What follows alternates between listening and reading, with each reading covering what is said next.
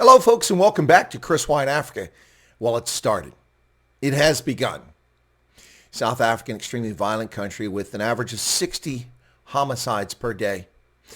Off the charts gender-based violence, gang rape, the intimidation, assassination of whistleblowers, corruption seeping out of every orifice and crack and cranny of the African National Congress, ruling party, and of the government itself.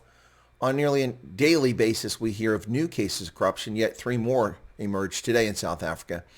But that's not what this is about. This is about a News 24 report that's broken in the last hour about election-related violence. We're just six weeks away from South Africa's 2021 municipal elections, elections which are likely to see the African National Congress get slaughtered in municipalities across the country.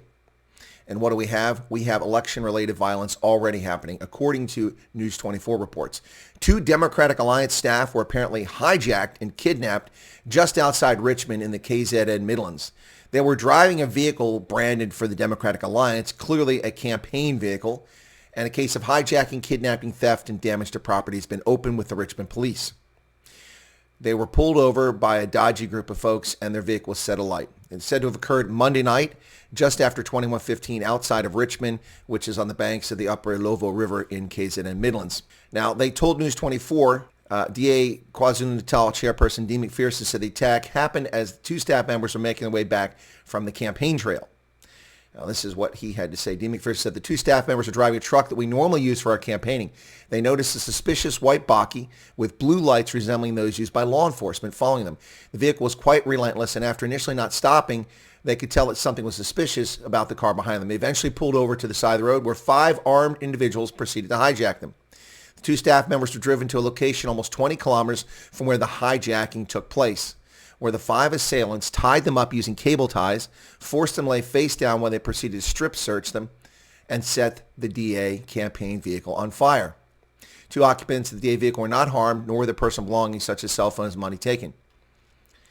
Wow. Unbelievable. The vehicle is clearly branded as a Democratic Alliance, and the assailants masquerading raised suspicions this could have been politically motivated. Well, there's no doubt in my mind this is politically motivated. They weren't robbed. They weren't murdered. None of their possessions were taken, just their election vehicle destroyed. Now, McPherson said that just last week a DA member was assaulted by an individual belonging to another party and that they laid criminal charges followed by another violent incident against his party was deeply worrisome. There you have it, folks. Election violence breaking out in South Africa, and the target is the Democratic Alliance in KZN. Why would this be?